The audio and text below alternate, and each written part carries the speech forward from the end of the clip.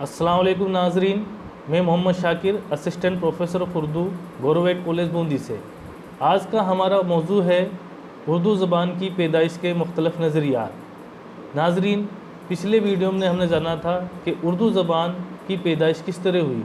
उर्दू ज़बान के आगाज़ और इर्तिका के सफ़र में हमने उर्दू ज़बान की पैदाइश के मुख्तलिफ़ मरहलों से गुज़रते हुए उर्दू ज़बान की जदीद शक्ल तक पहुँचने में कितने मकामात से गुज़रते हुए कितना तवील सफ़र से करना पड़ा, इसको हमने जाना था।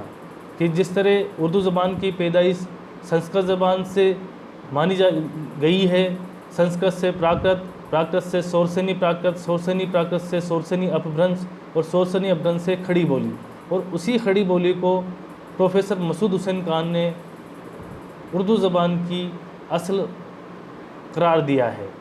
तो हमने जाना कि उर्दू ज़बान किस तरह पैदा हुई। तो आज का जो हमारा मौजू है कि उर्दू ज़बान की पैदाइश के बारे में मुख्तलिफ़ अदीबों के, मुहक्किकीन के, नाक़दीन के, मुसन्निफ़ीन के क्या राय है।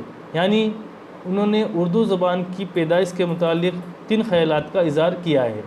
जिस तरह चाहे उर्दू ज़बान की पैदाइश को हम खड़ी बोली या शौरसेनी अपभ्रंश से मानते हैं, लेकिन फिर भी कई मुहक्किकीन ने, कई नाक़दीन ने, अदीबों ने उर्दू ज़बान की पैदाइश के बारे में, उसकी आगाज़ और इर्तिका के बारे में मुख्तलिफ़ ख़यालात का इज़हार किया है, जिसे हम आज के इस वीडियो में जानेंगे।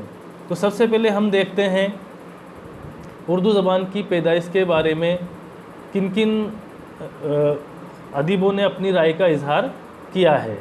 तो उसमें हम सबसे पहले देखते हैं कि उर्दू की इब्तिदा सिंध में। सबसे पहले इस नज़रिए को देने वाले अदीब का नाम है सैयद सुलेमान नदवी। उन्होंने अपनी तसनीफ़ नक़ूस सुलेमानी जो 1939 में शाये हुई थी, उर्दू की ज़ाए पैदाइश वादी सिंध को करार दिया है। उन्होंने अपनी किताब नक़ूस सुलेमानी में लिखा है कि मुसलमान सबसे पहले सिंध में आए, इसलिए क़ाराइन क़राश यही है कि आज जिसे आज हम उर्दू कहते हैं उसका ख़मीर वादी सिंध में पैदा हुआ होगा। लेकिन बाद में खालिस इल्मी और लसानियती नुक्ता नज़र से देखा जाए तो इस बयान में ज़रा भी सदाकत नहीं है, क्योंकि इस इलाके में जो ज़बान बोली जाती थी वो सिंधी कहलाती थी, और इसमें अरबी और फ़ारसी के बेशुमार अल्फाज शामिल थे। बल्कि इसलिए अरबी ज़बान के रस्मुल ख़त को भी इसने अपना लिया था। तो बाद के अदीबों ने, मुहक्किकीन ने, नाक़दीन ने सैयद सुलेमान नदवी के इस नज़रिए को ख़ारिज कर दिया, जिसमें उन्होंने कहा था कि उर्दू की इब्तिदा सिंध में हुई और वादी सिंध से ही उर्दू की पैदाइश हुई और सिंधी ज़बान से निकली है। लेकिन बाद के मुहक्किकीन ने इसको ख़ारिज कर दिया, क्योंकि इसके मुतालिक डॉक्टर सुनीति कुमार चटर्जी ने कहा है कि अगर मुसलमान हिंदुस्तान में ना आए होते तो जदीद हिंद आर्याई ज़बानों की आगाज़ और इर्तिका में 1-2 सदी की ताख़ुर ज़रूर हो चुकी होती। यानी उन्होंने उर्दू ज़बान की पैदाइश को मुसलमानों की आमद से बिल्कुल भी नहीं जोड़ा है। इस तरह सैयद सुलेमान नदवी के इस नज़रिए को उर्दू की पैदाइश सिंध में हुई, बाद के मुहक्किकीन ने ख़ारिज कर दिया। अगला जो नज़रिया है वो है उर्दू की इब्तिदा पंजाब में। इस नज़रिए के पेश करदा प्रोफेसर हाफिज़ महमूद शिरानी ने अपनी तसनीफ़ पंजाब में उर्दू में लिखा है कि उर्दू की पैदाइश पंजाब में हुई। उनका ख़याल था कि दरअसल मुसलमान दिल्ली में आने से पहले पंजाब में मुकीम थे। जब वो मुसलमानों ने हिंदुस्तान में आए तो सबसे पहले वादी सिंध में, और उसके बाद वो पंजाब में आए और पंजाब से दिल्ली पहुँचे। इसलिए दिल्ली में जब ये ज़बान फली फूली तो उससे पहले ये पंजाब में मुकीम रहे होंगे, और इसमें पंजाबी अल्फाज के ज़बान मिल जाने से एक नई ज़बान वजूद में आई होगी, और इसी ज़बान को उनने अपनी तसनीफ़ पंजाब में उर्दू जो 1928 में शाये हुई थी, कहा है कि उर्दू की इब्तिदा पंजाब में हुई। लेकिन बाद के मुहक्किकीन अदीबों ने इस नज़रिए को ख़ारिज कर दिया। इसके बाद अगला जो नज़रिया है वो है उर्दू की इब्तिदा ब्रज भाषा से।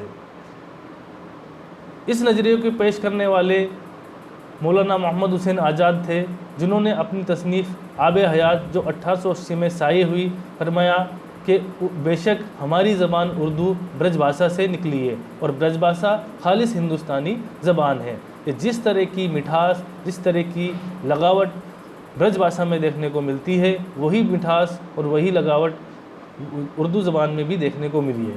اسی بنا پر مولانا محمد حسین آزاد نے اردو زبان کی پیدائش برج بھاشا سے بتائی ہے، لیکن بعد کے محققین نے، ادیبوں نے اس نظریے کو بھی خارج کر دیا اور ان نے کہا کہ اردو زبان کی پیدائش برج بھاشا سے نہ ہو کر نوا دہلی اور دہلی کی بولیوں سے ہوئی ہے۔ اگلا جو نظریہ ہے وہ ہے اردو کی ابتدا دکن میں۔ اس نظریے کو پیش کرنے والے پروفیسر نسیم الدین ہاشمی ہیں، جنہوں نے اپنی تصنیف دکن میں اردو جو 1923 میں شائع ہوئی تھی لکھتے ہیں کہ جن اصحاب کا یہ دعویٰ ہے کہ اردو کی ابتدا سندھ اور دکن سے ہوئی، ایک حد تک غلط نہیں ہو سکتا، کیونکہ مسلمانوں کی آمد سب سے پہلے انہی مقامات پر ہوئی ہوگی۔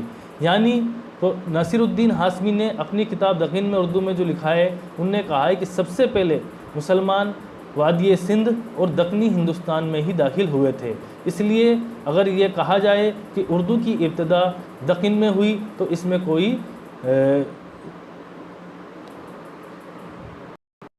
میں کوئی اختلافات نہیں ہے۔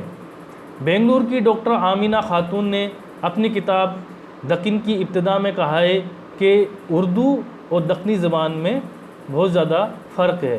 انہوں نے اردو کو دکنی زبان سے علیحدہ زبان قرار دیا ہے۔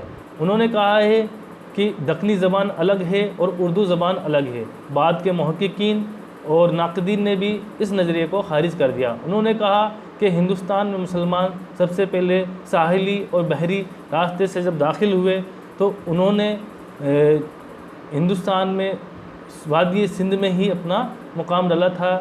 اس لیے اس بات پر یہ کہہ دینا کہ اردو کی ابتدا دکن میں ہوئی بالکل قابل قبول نہیں ہے۔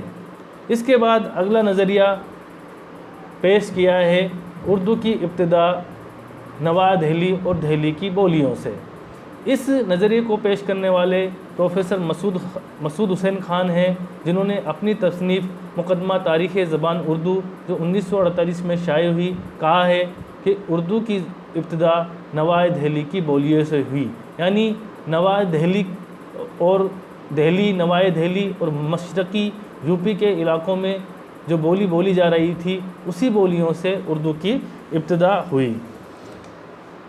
انہوں نے اردو کی ابتدا میں ہریانوی زبان کے الفاظ کے لیے بھی کہا ہے کہ اردو زبان میں ہریانوی زبان کے الفاظ کے گھل مل جانے سے ایک نئی زبان جو وجود میں آئی تھی وہی اردو زبان ہے۔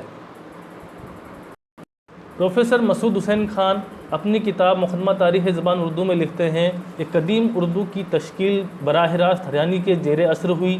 اس پر رفتہ رفتہ کھڑی بولی کے اثرات پڑتے گئے اور جب 15ویں صدی میں آگرہ دارالسلطنت بن جاتا ہے اور کرشن بھکتی کی تحریک کے ساتھ ساتھ برج بھاشا قبول عام رہی ہو تو سلاطین دہلی کے عہد کی تشکیل شدہ زبان کی نوک پلک محاوروں کے ذریعے درست ہوئی ہوگی۔ یعنی انہوں نے اردو زبان کی پیدائش میں دہلی اور نوائے دہلی کی مقامی بولیوں کے ساتھ ہریانوی زبان کے الفاظ کی نشاندہی کہی ہے۔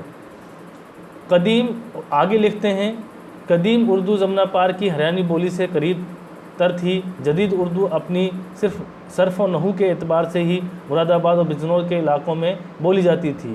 برج بھاشا کے بعد اردو کا لب و لہجہ متعین کرنے میں ضروری مدد کی، یعنی برج بھاشا نے اور ہریانوی زبان نے مل کر مقامی بولیوں سے اردو زبان کی پیدائش میں اپنا اہم رول ادا کیا۔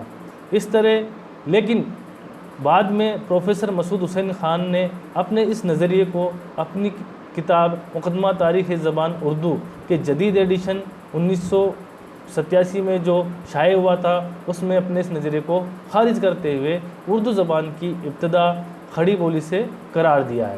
انہوں نے بھی یہ کہا کہ اردو زبان کی ابتدا دہلی اور نوائی دہلی کے علاقوں میں بولے جانے والی کھڑی بولی سے ہوئی۔ اس طرح اردو زبان کی ابتدا کا جو اگلا نظریہ ہے وہ یہ ہے کہ اردو کی ابتدا کھڑی بولی سے ہوئی۔ اس نظریے کو پیش کرنے والے 3 محققین تھے، پروفیسر گیان چند جین، شوکت سبزواری اور ڈاکٹر سہیل بخاری۔ سب سے پہلے پروفیسر گیان چند جین نے اپنی تصنیف اردو کے آغاز کے نظریے جو 1977 میں شائع ہوئی، اس میں کہا تھا کہ اردو کی اصل کھڑی بولی ہی ہے اور صرف کھڑی بولی ہے۔ کھڑی بولی دہلی اور مغربی یوپی کی بولی ہے۔ کسی کی کیا مجال کہ یہ کہہ سکتے ہیں کہ پنجاب کی زبان پنجابی کی اولاد ہے۔ اگر کھڑی بولی پنجابی سے ہی نکلی ہے تو اردو بھی پنجابی سے ہی نکلی ہے۔ یعنی انہوں نے اپنے اس نظریے میں اردو کی ابتدا کو کھڑی بولی سے ہی قرار دیا ہے۔ انہوں نے یہ نہیں کہا کہ اردو کی ابتدا پنجابی سے ہوئی ہے۔ پنجابی زبان کے الفاظ کو اور اس کی پیدائش کو انہوں نے بالکل نکار دیا، اور اردو کی ابتدا کو اصل اساس انہوں نے کھڑی بولی کو ہی قرار دیا ہے۔ اس کے علاوہ شوکت سبزواری نے اپنی تصنیف داستان زبان اردو 1961 میں شائع میں بھی اردو کی جائے پیدائش کھڑی بولی کو ہی قرار دیا ہے۔ انہوں نے کہا کہ دہلی اور نوائی دہلی مشرقی یوپی کے علاقوں میں جو بولی جا رہی تھی وہ کھڑی بولی تھی، اور اسی کھڑی بولی سے اردو زبان کی پیدائش ہوئی۔ تیسرے محققین ڈاکٹر سہیل بخاری، جنہوں نے اپنی تصنیف اردو کا قدیم ترین ادب جو 1968 میں شائع ہوئی میں بھی اردو زبان کی پیدائش کو کھڑی بولی سے ہی قرار دیا ہے۔ اس طرح ہم اردو کی پیدائش کے مختلف نظریات پر غور و فکر کرنے کے بعد اس مقام پر پہنچتے ہیں کہ زیادہ تر مصنفین نے، ناقدین نے اور محققین نے اردو کی پیدائش کو کھڑی بولی سے ہی قرار دیا ہے۔ انہوں نے سب سے پہلے سید سلیمان ندوی کے نظریے، انہوں نے کہا تھا کہ اردو کی پیدائش وادی سندھ سے ہوئی، اس کو بھی نکار دیا۔ حافظ محمود شیرانی کے نظریے کہ اردو کی ابتدا پنجاب سے ہی، اس کو بھی نکار دیا۔ مولانا محمد حسین آزاد کے نظریے کہ اردو کی پیدائش برج بھاشا سے ہوئی، اس کو بھی ہی نکار دیا۔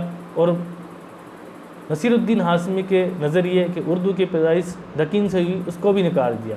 یعنی شروعات کے 4 نظریوں کو سبھی محققین اور ناقدین نے نکار دیا۔ کچھ حد تک پروفیسر مسعود حسین خان کے نظریے کہ اردو کی پیدائش دہلی اور نوائی دہلی کی بولیوں سے ہوئی، اس میں تھوڑی بہت رد و بدل کے ساتھ اس نظریے کو آگے بڑھایا کہ اردو کی پیدائش کھڑی بولی سے ہوئی۔ اور آخر میں پروفیسر مسعود حسین خان کو بھی اپنی کتاب مقدمہ تاریخ زبان اردو کے جدید ایڈیشن 1987 میں یہ لکھنا پڑا کہ اردو کی اصل اور اساس کھڑی بولی ہی ہے، جو دہلی، نوائی دہلی اور مشرقی یوپی کے علاقوں میں بولی جا رہی تھی۔ اس پرکار ہم ان سبھی نظریوں پر غور و فکر کرنے کے بعد ہم اس نچوڑ پر پہنچتے ہیں کہ اردو زبان کی پیدائش کا جو سب سے عمدہ اور سب سے ٹیکنیکل نظریہ جس کو محققین نے قرار دیا ہے وہ کھڑی بولی والا ہی ہے کہ اردو زبان کی پیدائش کھڑی بولی سے ہی ہوئی۔ اور آج اسی نظریے کو مانتے ہوئے اردو زبان کے بارے میں محققین ناقدین آگے لکھ رہے ہیں۔ ناظرین، آج کی اس ویڈیو میں ہم نے اردو زبان کی پیدائش کے مختلف نظریات کے بارے میں جانا۔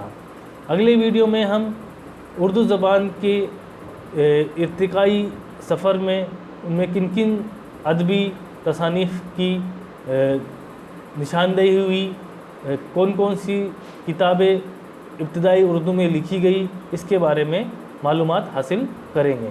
شکریہ، السلام علیکم۔